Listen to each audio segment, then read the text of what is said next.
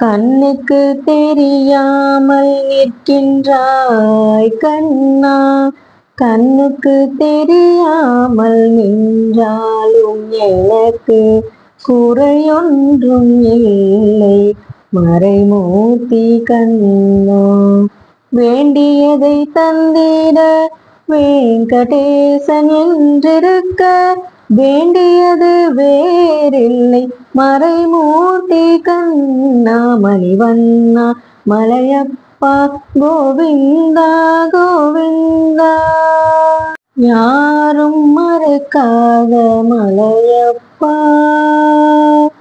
யாரும் மறுக்காத மலையப்பா, நின் மார்பில் ஏதும் தர இருக்கும் கருணை கடலன்னை என்றும் இருந்திட ஏது குறை எனக்கு, ஒன்றும் குறையில்லை. மறைமூர்த்தி கண்ணா, ஒன்றும் குறையில்லை. மறைமூர்த்தி கண்ணா, மணிவண்ணா, மலையப்பா, கோவிந்தா கோவிந்தா கோவிந்தா கோவிந்தா. அனைவருக்கும் வணக்கம். ஓம் நமோ நாராயணாய. ஏகாதசியோடு கூடிய புதன்கிழமையில நமக்கு புரட்டாசி 1 பெருமாளுடைய அனுகிரகம் கிடைக்க ஒரு அற்புதமான நாள்ல பிறந்திருக்கு. இந்த நல்ல நாள்ல உலகத்துல உள்ள எல்லா உயிர்களுக்கும் திருமாலுடைய அருளும் அந்த தாயாரனுடைய அருளும் பரிபூர்ணமாக கிடைக்கணும் அப்படின்னு சொல்லி வேண்டிக்கிட்டு இந்த வீடியோவை ஸ்டார்ட் பண்றேன். இன்னைக்கு புரட்டாசி 1 நான் எப்படி வழிபாடு செஞ்சிருக்கேன் அப்படிங்கிறதான் சொல்ல போறேன். அது மட்டும் இல்லாம நேற்று ஒரு வீடியோ போட்டிருந்தேன், புரட்டாசி அன்னைக்கு நம்ம எதெல்லாம் பெருமாளுக்கு வாங்கி கொடுக்கலாம் அப்படின்னு சொல்லிட்டு. இன்னைக்கு எனக்கு ரொம்ப ரொம்ப சந்தோஷமாவும் இருந்தது. ஏன் அப்படின்னா இன்னைக்கு நான் கோவிலுக்கும் போனேன். அந்த திருமாலுடைய விஷ்ணு தரிசனத்தையும் நல்லபடியா கண்குளிர பார்த்துட்டு அவருக்கு துளசியும் சாத்திட்டேன். அதுவே எனக்கு ரொம்ப ரொம்ப சந்தோஷமா இருந்தது. இப்ப வாங்க நம்ம வீடியோக்குள்ள போலாம். நம்ம பாத்தீங்கன்னா ஃபர்ஸ்ட் வீட்டுல என்னோட ரெகுலர் ஆன்மீக பூஜை வீடியோ பாக்குறவங்களுக்கு தெரியும். வெளியில நான் துளசி மாதாவுக்கு ஃபர்ஸ்ட் விளக்கு ஏற்றிட்டு தான் நிலைவாசலுக்கு விளக்கு ஏற்றுவேன். அதுவும் இன்னைக்கு புரட்டாசி திருமாலுக்கு ரொம்ப ரொம்ப பிடிச்ச அந்த துளசி அம்மாவை முதல்ல நம்ம கவனிக்கிறது ரொம்ப ரொம்ப நல்லது. அதனால வீட்டுல துளசி இருந்தா கண்டிப்பா அவங்களுக்கு நல்லா சுத்தம் பண்ணி தண்ணி ஊற்றி மஞ்சள் குங்குமம் வச்சு விளக்கு ஏத்துங்க. திருமாலுடைய அன்பு இன்னும் நமக்கு அதிகமாவே கிடைக்கும். அதுக்கப்புறம் நிலைவாசல்ல மஞ்சள் குங்குமம்லாம் வச்சுட்டு நிலைவாசல்ல தீபம் ஏத்துறதுக்கு ரெடி பண்ணிட்டேன். இன்னைக்கு துளசி மாலை பாத்தீங்கன்னா வீட்லயே இது கட்டினது. செவ்வந்தி இடையில வச்சு கட்டியிருந்தேன். ரொம்ப அம்சமா இருந்தது. கடையில வாங்கினா கூட மாலை இப்படி இருந்திருக்குமா கதம்ப மாலை அப்படிங்கிறது தெரியல. துளசியும் செவ்வந்தி பூ எல்லாமே நேத்தே வாங்கி வச்சுட்டேன். ரொம்ப சந்தோஷமா காலையில எந்திரிச்சு பூஜையை பண்றதுக்கு திருமாலுக்கு பச்சை கற்பூர தண்ணியில நல்லபடியா அவங்க போட்டோ எல்லாமே தொடச்சி எடுத்தாச்சு. அது மட்டும் இல்லாம நம்ம வீட்டுல கிருஷ்ண அவதாரம் எதுவா இருந்தாலும் சரி நம்ம அந்த சிலையை வச்சு வழிபாடு செய்யலாம். திருமால் கோயில், அதாவது பெருமாள் கோவிலுக்கு போனாலே நமக்கு முக்கியமா கொடுக்கக்கூடியது மஞ்சள். அதே மாதிரி தாயார் சந்நிதியில கொடுக்கக்கூடியது குங்குமம். அதுக்கப்புறம் ஆஞ்சநேயர் சந்நிதியில கொடுக்கக்கூடியது அந்த பச்சை கற்பூரம், துளசி இதெல்லாம் சேர்ந்த தீர்த்தம். இது கண்டிப்பா கொடுப்பாங்க. அதே மாதிரி கல்கண்டு, டைமண்ட் கல்கண்டு கொடுப்பாங்க. மகாலட்சுமி அம்சம் பொருந்திய இந்த டைமண்ட் கல்கண்டு அது எல்லாமே நான் இன்னைக்கு வச்சிருந்தேன் பூஜையில. இந்த டைமண்ட் கல்கண்டு 10 ரூபா பாக்கெட்டு தான் வாங்கியிருந்தேன். துளசி 10 ரூபாய்க்கு வாங்கியிருந்தேன். அதே மாதிரி மஞ்சள் குங்குமம் வீட்டுல ஏற்கனவே பூஜை ரூம்ல தனியா வச்சிருக்கிறதா எடுத்து புதுசா ஒரு குங்குமச்சுமெல்ல நிரப்பி வச்சிருந்தேன். இன்னைக்கு குத்து விளக்கு ஏத்துறதுக்கு நான் நெய் தீபம் ஏற்றிருக்கேன்.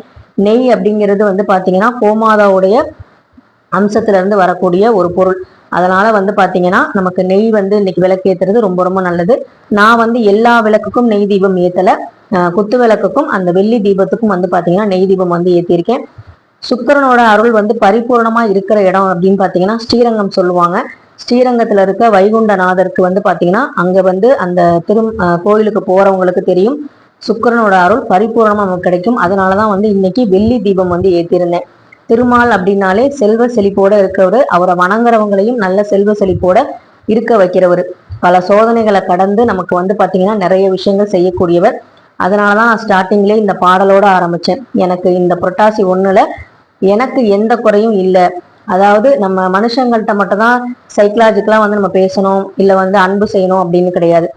கடவுள்கிட்டையும் நம்ம சைக்கலாஜிக்கலா சில விஷயங்களை பண்ணும்போது, இந்த பிரபஞ்சத்துக்கிட்ட அதை பண்ணும்போது நமக்கு திரும்ப அது டபுள் மடங்கா கிடைக்கும்.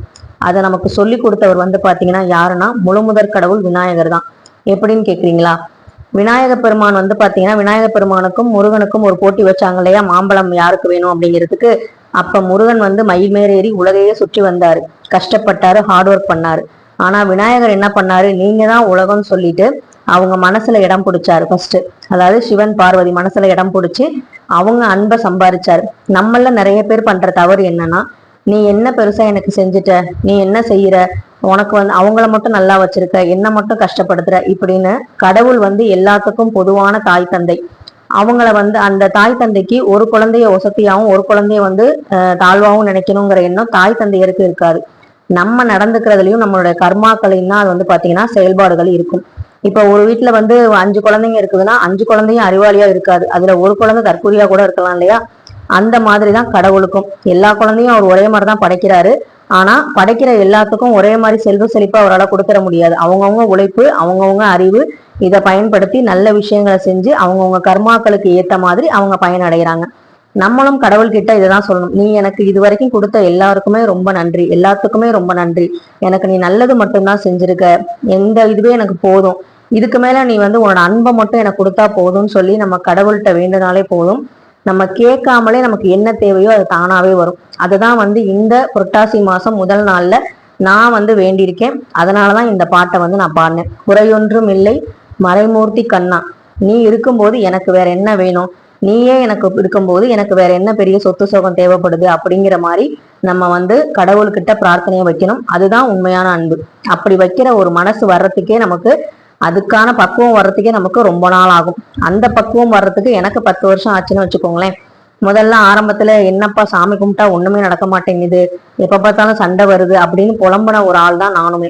அதுக்கப்புறம் ஏன் சண்டை வருது, நம்ம என்ன தவறு பண்றோம், ஏன் கடவுள் நம்மளை சோதிக்கிறாரு, நம்ம என்ன வந்து அறியாமையில வந்து இருக்கோம், எதெல்லாம் நமக்கு நிரந்தர சந்தோஷம்னு நம்ம நினைக்கிறோமோ அதை வந்து பண்ணாம அல்ப சந்தோஷங்களுக்காக நம்ம வந்து ஆசைப்படுறது தப்பு அப்படிங்கிற ஒவ்வொரு விஷயத்தையும் ஒவ்வொரு வருஷமும் ஒவ்வொரு பூஜைகள் மூலமா நான் வந்து கத்துக்கிட்டு இருக்கேன். ஏதாவது ஒரு பூஜை வந்து நடத்த முடியாம போனா, சோதனை வந்தா கூட இப்ப அதை கூட நான் வந்து ஒரு டேக் இட் ஈஸி பாலிசி, எது நடந்தாலும் நன்மைக்கு அப்படிங்கிற ஒரு தாரக மந்திரத்தை நான் வந்து ஆணித்தனமா வந்து நம்பி இப்ப வந்து நான் செய்யறதுனால எனக்கு வந்து எந்த பூஜையும் தடைபடுறது இல்லை, எந்த வருத்தமும் மனசுக்குள்ள பெருசா எடுத்துக்கிறது இல்லை. இப்பெல்லாம் மனுஷங்களால வந்து சில நேரங்கள் காயப்பட்டா கூட உட்காந்து அழுதுகிட்டு இருப்பேன். இப்பெல்லாம் அதுக்கு கூட நான் டைம் ஸ்பெண்ட் பண்றது இல்லை. அதுக்கு பதிலா நம்மளுடைய கடவுளோட மந்திரங்கள், ஸ்லோகங்கள், கடவுளோட பாட்டு, அடுத்து நம்ம வந்து என்ன பூஜை பண்ணலாம், அடுத்து என்ன விசேஷம் வருது, நம்ம குடும்பத்துக்கு அடுத்து என்ன நல்லதுக்காக நம்ம வந்து செய்யலாம் அப்படின்னு நம்ம நம்ம நம்ம அப்படின்னு யோசிக்கிறனால எனக்கு வந்து பாத்தீங்கன்னா பெரிய பாரங்கள் எதுவுமே வந்து இப்ப மனசுல இல்லை. மனசு ரொம்ப லேசா இருக்கு. இது வந்து நான் உண்மையாவே சொல்றேன். இதுவே வந்து ஒரு பாத்தீங்கன்னா ஒரு பெரிய மெடிடேஷன் தான். நமக்கு நிறைய சண்டை வருது, ஆரம்பத்துல சோதனை வருது, கஷ்டம் வருது, விளக்கேற்ற கூட முடியல அப்படிங்கும் போது கடவுள் நம்மளை இன்னும் நிறைய சோதிப்பாரு. இதை தாண்டி எப்படி இவ வந்து விளக்கேத்துறா, சாமி கும்பிடுறா, நம்ம சுத்தி கேலி பண்றவங்களையும் எப்படி சமாளிக்கிறா, இது எல்லாத்தையும் பார்த்துக்குவாரு. கேலி பண்றவங்க கேலி பண்ணிட்டு அதே இடத்துல இருப்பாங்க. நம்ம அடுத்தடுத்த லெவலுக்கு முன்னேறிக்கிட்டே போறத நம்மளே நம்ம கண் கூட பார்க்க முடியும். ஸோ அந்த மாதிரி ஒரு விஷயத்த நான் வந்து பார்த்துருக்கேன். அதனால இன்னைக்கு புண்ணிய மாதமான இந்த புரட்டாசி மாதத்துல நான் வந்து பெருமாளுக்கும் தாயாருக்கும் நன்றி சொல்றேன். இந்த சன்னதியில வந்து நம்ம போகும்போது திருநீர் கொடுக்க மாட்டாங்க, மஞ்சள் குங்குமம் தான் கொடுப்பாங்க. அது எனக்கு ரொம்ப ரொம்ப பிடிக்கும். மங்களகரமா இருக்கணும் அப்படின்னு நம்மளை வந்து சொல்றது வந்து பாத்தீங்கன்னா பெருமாளும் தாயாரும். அதே மாதிரி சிவன் கோயிலுக்கு போனா விபூதி கொடுக்குறாங்க இல்லையா, அதுக்கு அர்த்தம் எல்லாருக்குமே தெரிஞ்சிருக்கும்.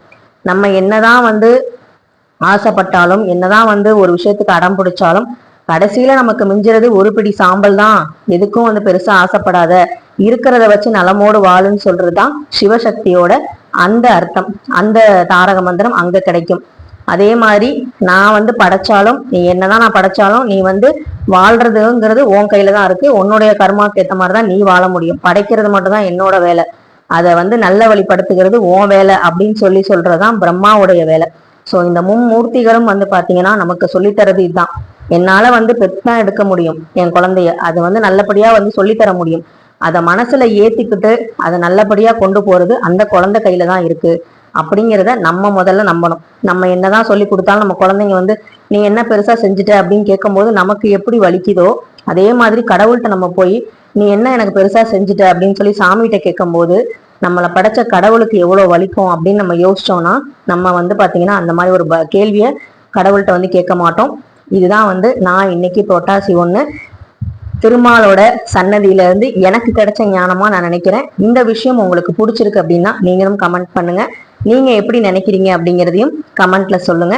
இன்னையில இருந்து நம்ம என்ன பண்ணுவோம், நம்மளுடைய அம்மா அப்பாவான இந்த கடவுள்களுக்கு நம்ம வந்து நன்றி மட்டுமே சொல்லுவோம். அந்த நன்றியை ஏத்துக்கிட்டு அவங்க வந்து பாத்தீங்கன்னா என்ன செஞ்சாலும் நன்றி சொல்றாளே அப்படின்னு சொல்லி அந்த சந்தோஷத்துல நமக்கு பாருங்க நிறைய அள்ளிதான் கொடுக்க போறாங்க. எல்லோருமே சந்தோஷமா இருப்போம், நலமுடன் வாழ்வோம். அந்த திருமாலுடைய அருளும் விஷ்ணு பகவானுடைய அருளும் விஷ்ணு துர்க்கையோடைய அருளும் இன்னைக்கு பரிபூர்ணமா உங்களுக்கு கிடைக்கட்டும் அப்படிங்கிறதுக்காக தான் இன்னைக்கு கோயிலுக்கு போனப்ப நான் வீடியோ எடுத்தேன். நல்லபடியா வந்து சாமி கும்பிட்டுக்கோங்க. திருமாலுக்கும் திருமகளுக்கும் நன்றியை மட்டும் சொல்லி இந்த புரட்டாசி மாதத்துல எவ்வளவுக்கு எவ்வளவு உங்களால வந்து வேண்ட முடியுமோ நல்லபடியா வேண்டிக்கோங்க.